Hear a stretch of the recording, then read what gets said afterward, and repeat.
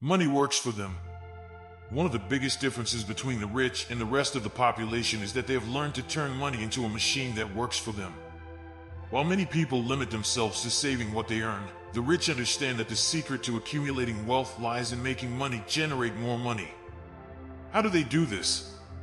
Simple, they invest in assets that grow over time.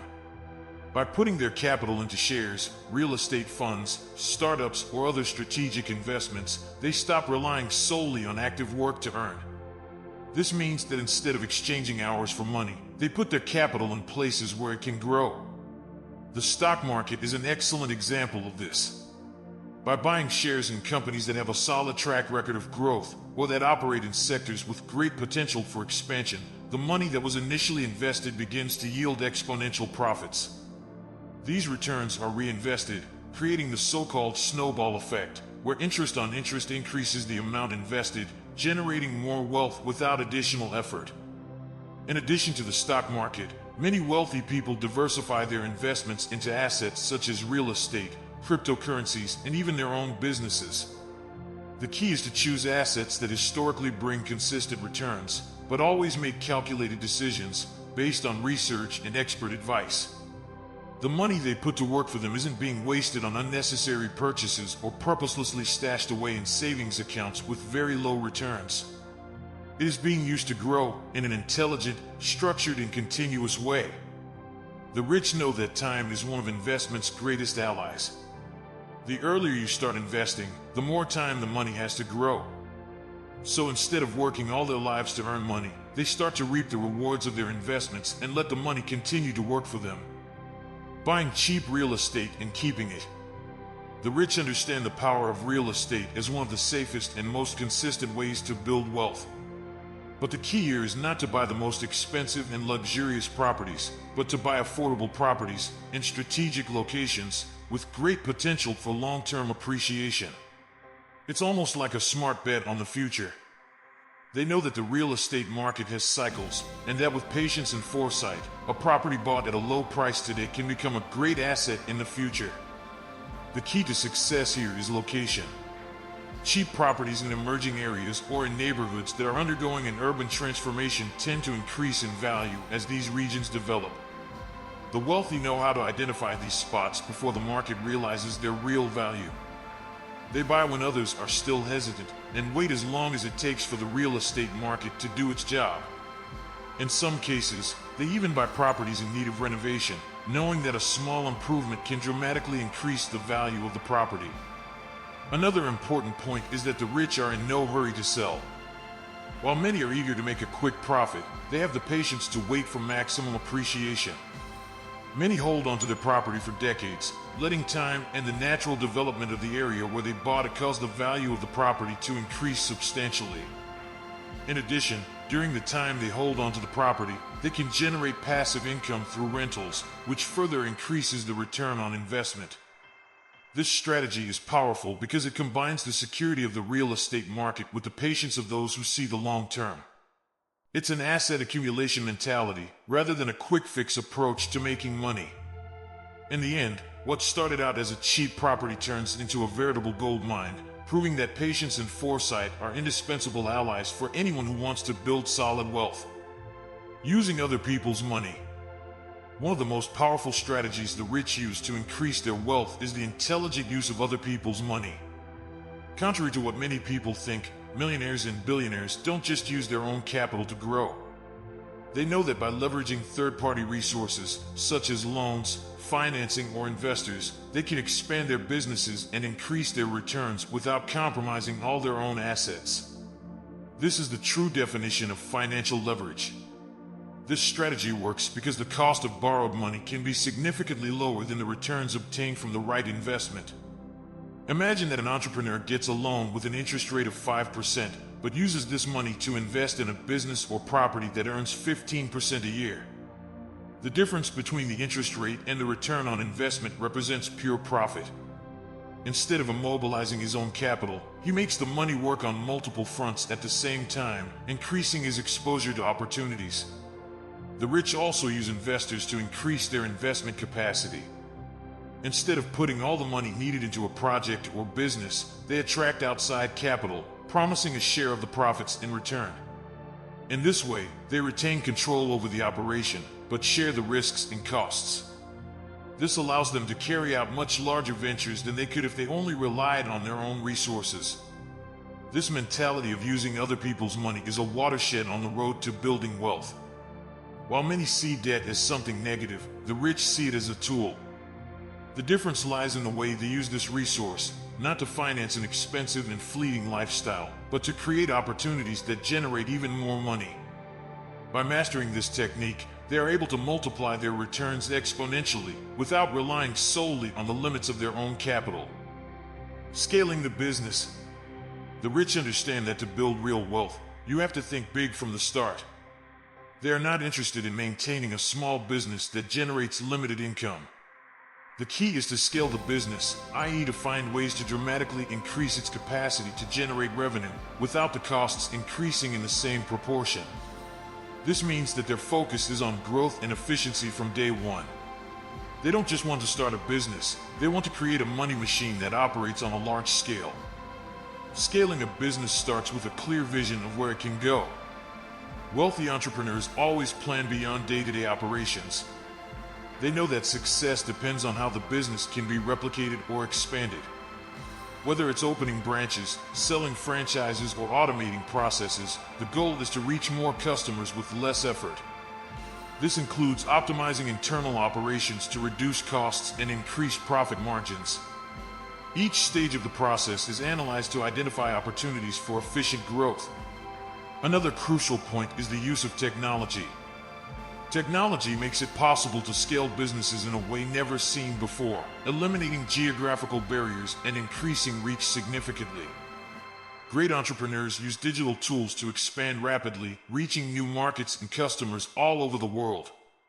A clear example of this are companies like Amazon and Uber, which were born small but grew exponentially by adopting technology as a fundamental pillar of their business. When scaling, the rich are also concerned with creating strong teams and systems that can operate without the direct presence of the founder. They build businesses that don't depend on a single person, allowing growth to continue even when they are not directly involved. This creates more time to explore new opportunities and expand further. Scaling a business is essential for anyone who wants to get out of the race of small entrepreneurs and into the game of the truly rich. Replicating success in unserved areas. A brilliant strategy that the wealthy use to increase their fortunes is the ability to identify opportunities in underexplored markets. They understand that replicating a successful model, which has already proven to work in one area, can be the key to dominating new territories and capturing higher returns. While most people focus on saturated and highly competitive markets, the rich have their eye on the gaps, where there is demand but little supply. The logic behind this strategy is simple. If something already works well in one place, the chances are high that it will succeed in a similar but untapped market. Great entrepreneurs and investors take advantage of this concept to expand their operations. For example, a fast food franchise that is extremely successful in a large city may not have a presence in suburban or rural areas. By taking this model to these regions, it is possible to replicate the success and achieve profits that, in more contested markets, could be much more difficult to obtain. What's more, these untapped markets often have less competition. This means that the rich can enter these areas more easily, without the pressure of big players trying to occupy the same space. They can position themselves as pioneers, establishing a solid base before other competitors realize the area's potential. This translates into greater market share and, consequently, greater profits in the long term. This strategy of replicating success also allows for rapid scalability. By identifying a business model or product that has already been successful, it is possible to implement it in new markets much more efficiently, saving time and money on developing something new.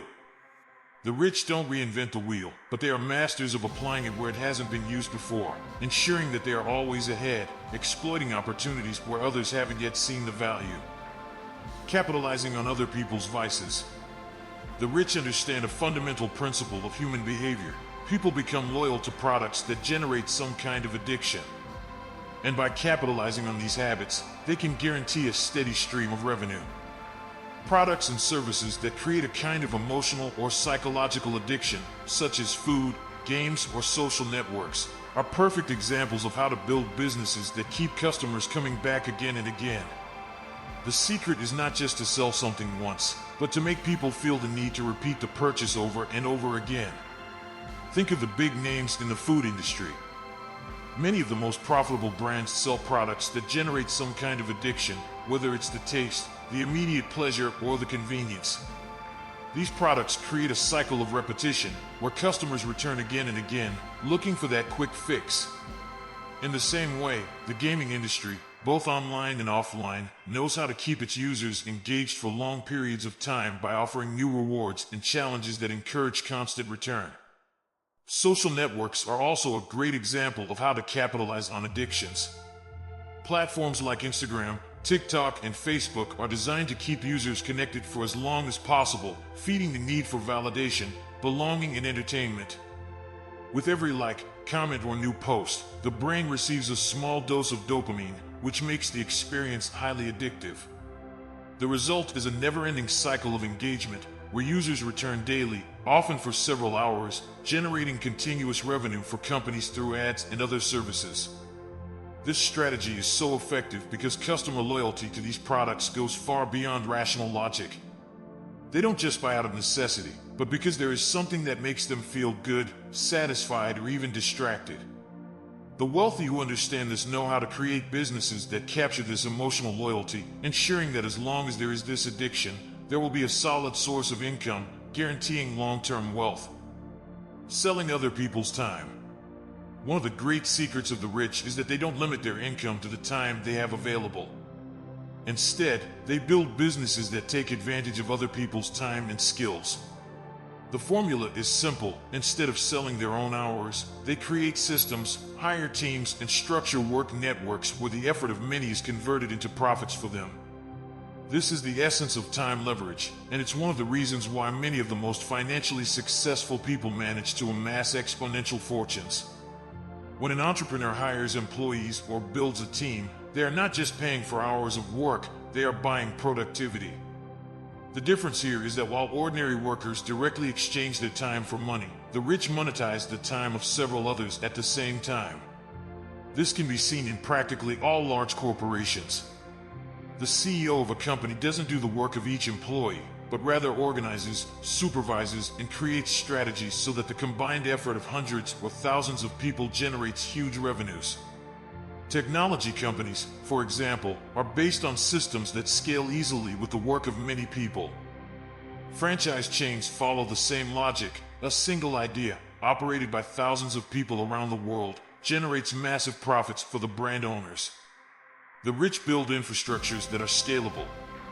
They don't limit their business to themselves. Instead, they create processes and delegate functions so that the work keeps flowing, even without their constant presence.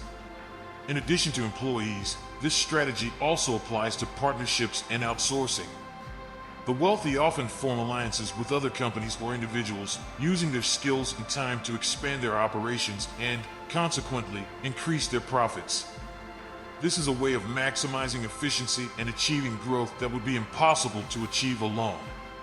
By selling other people's time, they multiply their efforts and thus make the money grow much faster. Create something that survives. The rich don't just think about building wealth for themselves, but about creating a legacy that will continue to generate income for generations. They know that true wealth is that which transcends life itself and can be passed on to their descendants, maintaining the flow of income for decades or even centuries. To do this, they focus on creating something that will outlive them, be it a business, a brand, a product, or an idea that has lasting value and will continue to grow even after they are no longer here.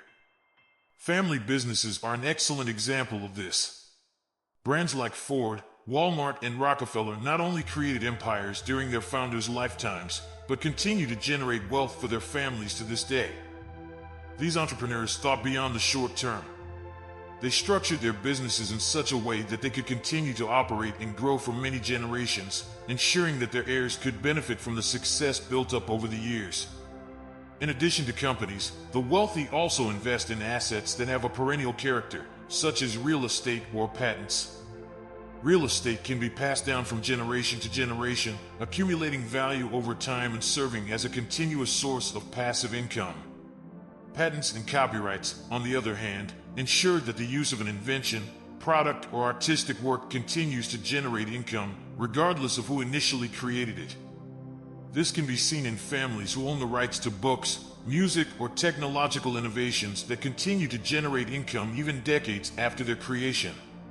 Another fundamental aspect of this process is financial education. The rich don't just accumulate wealth, they teach their families how to manage, preserve, and expand it. Creating a legacy isn't just about leaving money or a business, but ensuring that the next generations know how to look after that wealth and keep it growing. This long-term thinking is what turns wealth into something lasting and sustainable, passing from parents to children and creating a true financial dynasty. Disrupting markets. The rich are not afraid to challenge the status quo.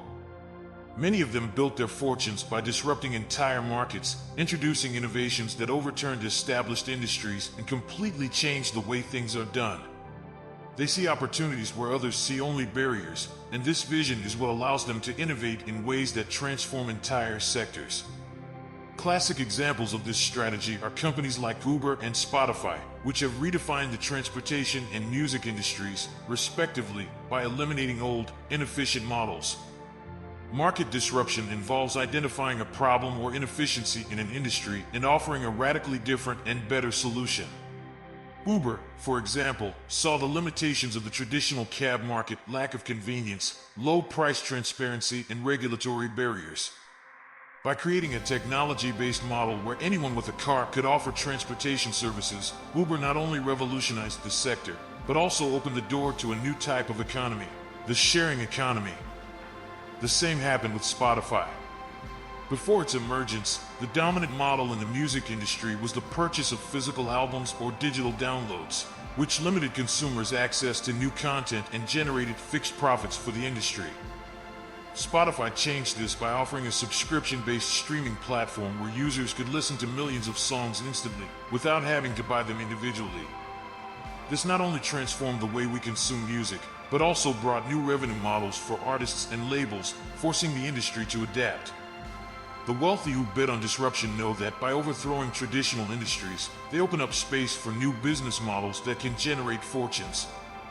The key to this strategy lies in continuous innovation and a willingness to take risks. Instead of conforming to established standards, they actively look for ways to improve them or replace them with something completely new, conquering huge market shares and changing the game forever. Being a pioneer in new markets. The wealthy understand that, in many situations, being the first to enter an emerging market can be the difference between average success and creating a lasting fortune. The advantage of being a pioneer is that you capture the lion's share of the profits, establish your brand ahead of the competition, and set the standards for the sector. Entering an up-and-coming market early allows the rich to shape the rules, while later entrants end up competing for space that has already been occupied. The competitive advantage of being first lies in controlling the market. By offering an innovative solution or product before any other company, the pioneer is able to build customer loyalty quickly and consolidate a loyal user base. What's more, first movers are often seen as the industry leader or benchmark, which provides invaluable brand equity. This creates a barrier to entry for new competitors, who will have to invest much more time and resources to achieve the same level of recognition and market share. A great example of this is Amazon. When Jeff Bezos started selling books online, e-commerce was still in its infancy. But because he was one of the first to explore this new sales channel, Bezos was able to quickly dominate the market and expand into other categories. Today, Amazon is the e-commerce giant, and this pioneering position has been crucial to its continued success. Rich people who bet on new markets also know that the risk is higher, but the returns are proportional. They are willing to take the risk because they understand that by being first, they have the opportunity to gain a significant share of the market before others can compete effectively. In addition, many of these emerging markets have much faster growth rates, which accelerates the accumulation of wealth. Being a pioneer, therefore, is not just a question of opportunity, but of vision. The rich see trends before they become obvious to others, identify changes in consumer behavior, and go in full force, ensuring that by the time the rest of the world realizes the potential, they are already leading the way. Thanks for watching. If you like the content, don't forget to leave your like. It really helps the channel to grow. And if you're not subscribed yet, take the opportunity to subscribe now and activate the notification bell so you don't miss any of the upcoming videos.